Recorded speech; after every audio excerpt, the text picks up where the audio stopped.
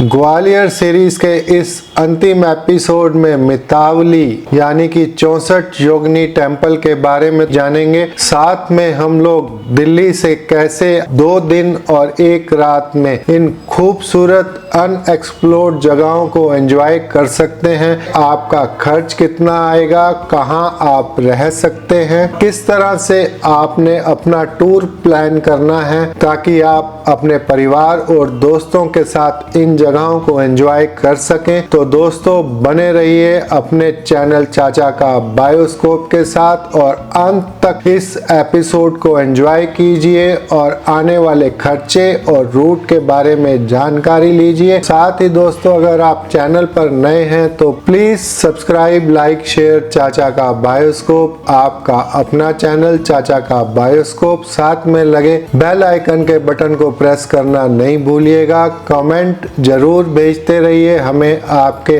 Comments का इंतजार रहता है। ग्वालियर घूमने का समय कम से कम आपको 2 दिन 1 रात तो चाहिए। अगर आप बाई रोड जा रहे हैं तो आपको अपना ट्रैवल सुबह अर्ली मॉर्निंग स्टार्ट करना होगा। आप कोशिश करिए कि 12 से 1 बजे के बीच में आप ग्वालियर पहुंच जाएं। नई दिल्ली से ग्वालियर फोर्ट आप ताज एक्सप्रेस से 337 किलोमीटर की दूरी तय कर 5.5 से 6 घंटों में पहुंच सकते हैं और मथुरा वृंदावन से NH44 से आप 7 से 7.5 घंटे में आप आराम से पहुंच सकते हैं। दिल्ली फरीदाबाद मथुरा होकर ग्वालियर पहुंचने का टोल टैक्स 615 रुपए लगेगा। स्टे की बुकिंग पहले करवा के चलें। मेक माई ट्रिप से मैंने ऑनलाइन बुकिंग करवाई थी। Park in by Radisson Gwalior में हमारी बुकिंग थी। 4088 रुपीज विद ब्रेकफास्ट। बहुत अच्छे होटल्स आपको ऑनलाइन मिल जाएंगे।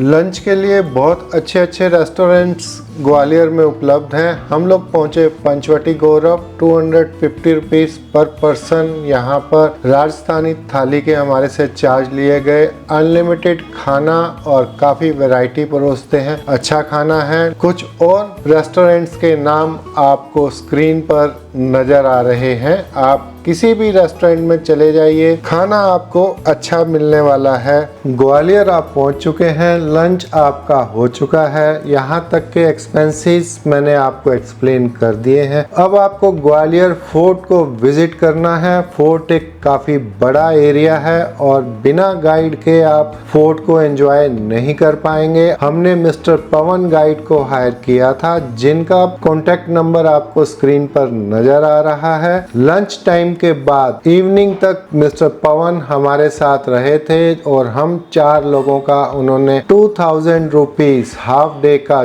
चार्ज किया था। तानसेन के नाम से जुड़ी यह संगीत नगरी ग्वालियर को संगीत नगरी भी कहा जाता है। 1850 का बना हुआ ये बेजा ताल आपको फोर्ट जाते हुए रास्ते में मिलेगा। यहाँ पर संगीत समारोह होते रहते हैं। कुछ देर यहाँ पर रुककर ताल को एंजॉय करना नहीं भूलिएगा।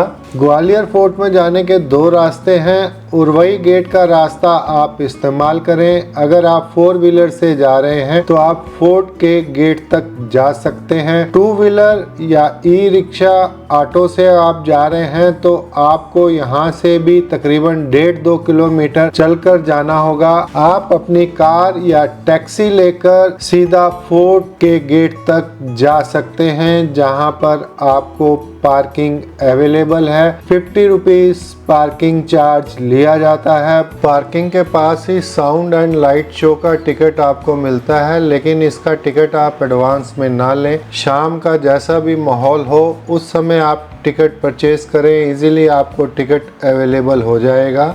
यहाँ जब आप ग्वालियर फोर्ट आते हैं तो ग्वालियर फोर्ट में अंदर आने के बाद 2 टिकट आपको मिलेंगे।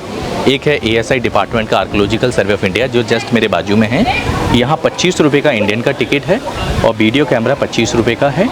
और ये जो एंट्रेंस ये मानसी महल के जस्ट अंदर जाने के लिए, ये जो तोप के बाजू से रास्ता ये महल के अंदर जाते हैं, ये 25 रुपये वाला टिकट मिलेगा जो आपको अंदर जाना है। फिर इसके बाजू में एक और टिकट काउंटर जो अंदर की ओर है, वहाँ पर 8 प्लेसेस और हैं। उसका टिकट काउंटर अंदर है, वो अंडर है एमपी डिपार्टमेंट के हैंड ओवर है, स्टेट आर्कोलॉजिकल, जिसका टिकट 20 रुपये पर हेड है और वीडियो कैमरा 400 रुपये है। अगर पैदल चलकर किले तक आए हैं तो बाकी की जगहें जो फोर्ट कैंपस के अंदर ही आती हैं, वहाँ घूमने के लिए आप ई रिक्शा अवेलेबल हो जाएगी। 250 रुपीज ई रिक्शा चार्ज करता है और सबसे पहले आप पहुंचेंगे तेली का मंदिर। तेली के मंदिर में अपने गाइड से जानकारी लेंगे। तेली का मंदिर में किसी तरह का टिकट चार्ज नहीं लिया जाता है, फ्री ऑफ कॉस्ट है। हमने जो फोर्ट में टिकट लिया था सिर्फ वही टिकट लगा। तेली के मंदिर से आप आ जाएंगे सास बहू के मंदिर। बहुत ही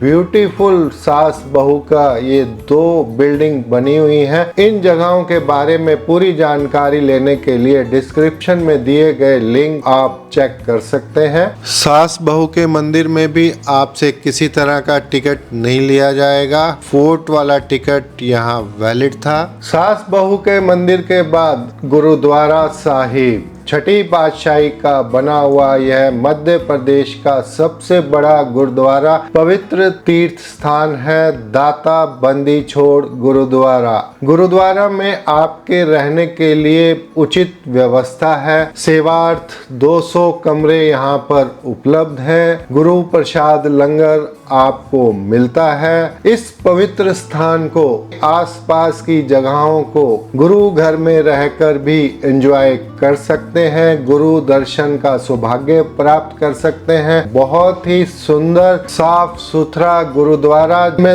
आपकी रुकने की व्यवस्था भी है और यहाँ दर्शन करने के बाद आप चाहें साउंड एंड लाइट शो देखने जा सकते हैं। हम लोगों ने sound and light show miss किया क्योंकि वहाँ उस दिन बहुत ज्यादा बारिश थी और बारिश के मौसम में sound and light show cancel हो जाता है क्योंकि वह ओपन में होता है। इसलिए मैंने शुरुआत में आपको बोला कि टिकट आप लाइट एंड साउंड शो देखने जब पहुंचे तभी लीजिए, इजीली अवेलेबल हो जाएगी। अगर आप ग्वालियर होटल में रुके हुए हैं, रात का डिनर किसी अच्छे रेस्टोरेंट में कर सकते हैं। क्वालिटी रेस्टोरेंट में हमारा डिनर था, बहुत अच्छा लगा। टेस्टी खाना हमारे को परोसा और यहाँ आज का दिन आपका कंप्लीट होता है। डे 2 आपको मैक्सिमम 9 बजे अपने होटल से चेकआउट करना है। अपने गाइड से बात कर लीजिए क्या वह आपको चंबल में घुमा सकता है। हमने उसको वापस ग्वालियर ड्रॉप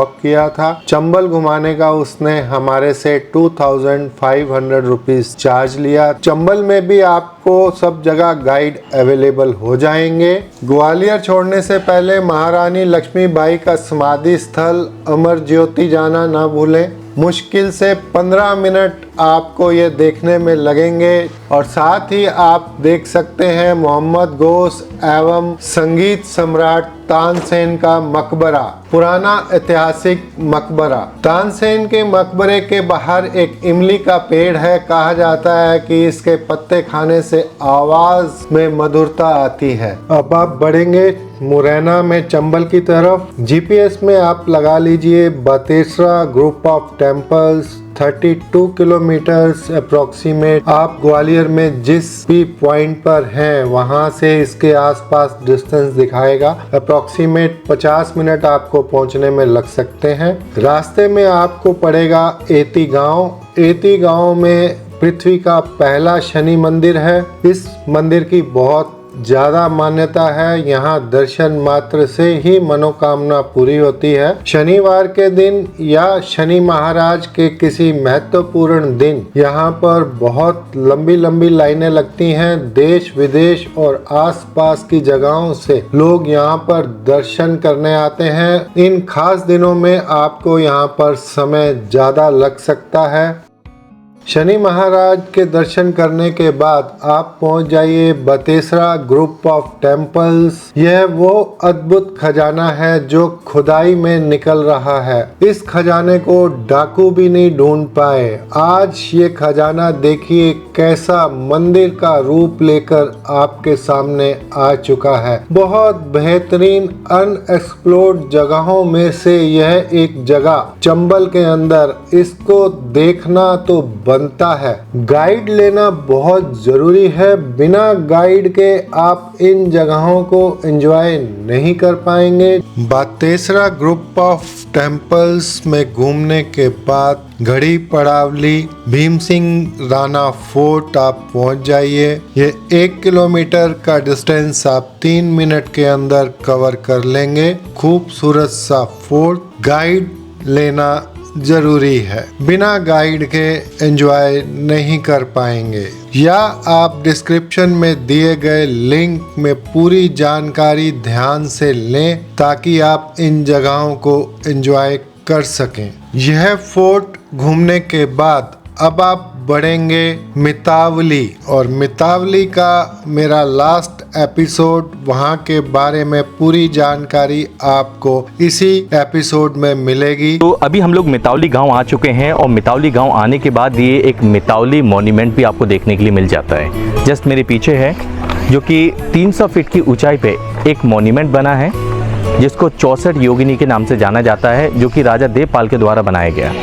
और जहाँ से हम लोग प्रवेश हुए हैं, प्रवेश होने से पहले आप लोग नंदी देखेंगे, जो कि नंदी आपको यहाँ पर दिख रहा है, काफ़ी बड़ा नंदी है, जो कि 3 जगह से टूटा हुआ था। जब एएसआई को ये नंदी मिला तो उन्होंने जॉइंट करके उसको दरवाजे जहाँ से प्रवेश टूरिस्ट होते हैं, तो ये नंदी देख के बराबर जा सकते हैं। ये क्रैक आप लोग बराबर देख सकते हैं, यहाँ से क्रैक है, यहाँ से क्रैक है, फिर ये क्रैक था। अब आइए हम लोग चलते हैं ऊपर के लिए।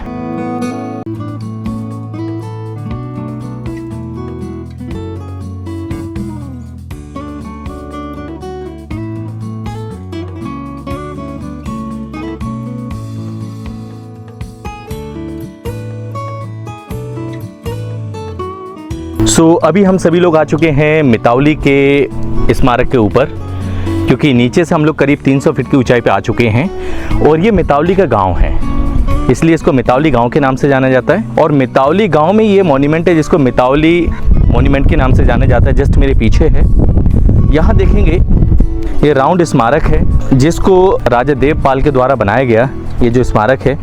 और ये जो स्मारक 1323 में पाल वंश के राजा देवपाल थे, वो एक तांत्रिक के बहुत बड़े ज्ञानी थे। इतिहास में ऐसा माना जाता है वो ज्ञानी होने के बाद उन्होंने सबको चैलेंज करते, जितने भी जो लोग तांत्रिक के बारे में जानता है वो मेरे पास आए और मुझे अपनी तांत्रिक विद्याएं बताएं। तो ये जो स्मारक जो राउंड में बना है, जिसको 64 योगिनी के नाम से जाना जाता है। योगिनी एक देवी होती है, ये योगिनी का स्मारक हुआ करता था। बीच में एक शिवलिंगम थी और जितने भी योगिनी रूप बदल के और वो उड़ के चली जाती थी।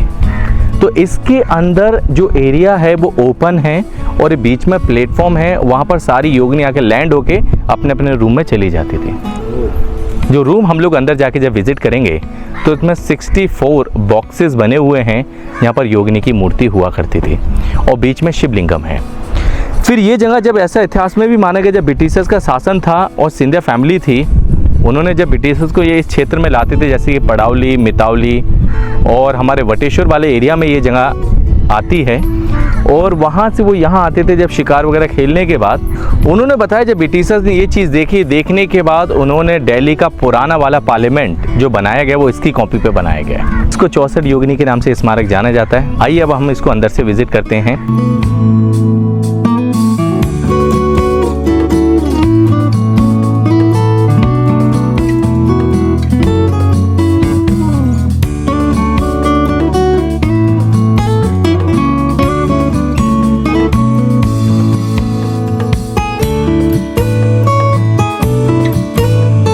अंदर इसके शिवलिंगम है, एक बड़ी एक छोटी है, जो कि अंदर जाके दर्शन कर सकते हैं। और इसके राउंड में ये जो बॉक्सेस बने हुए हैं यहाँ पर अंदर की ओर, एक बॉक्स को अंदर से दिखाएं आप यहाँ से। आज इसमें शिवलिंगम है। आइए ऐसे देखते आएंगे सभी को।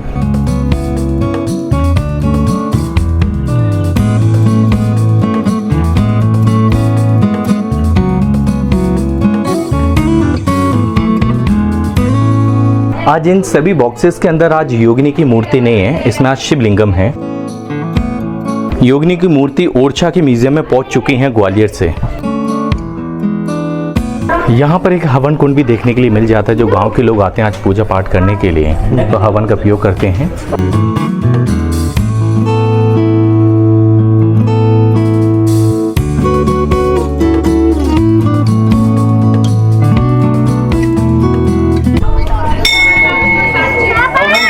अंदर शिवलिंगम है।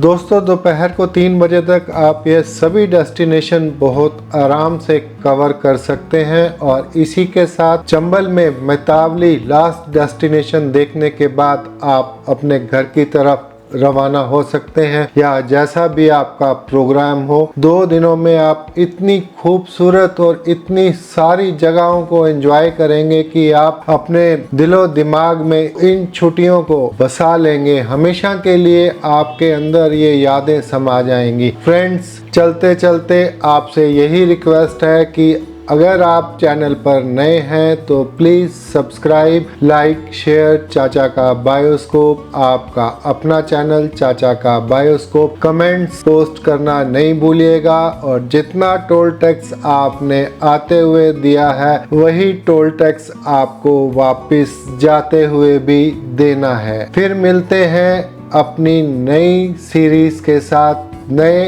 एपिसोड में।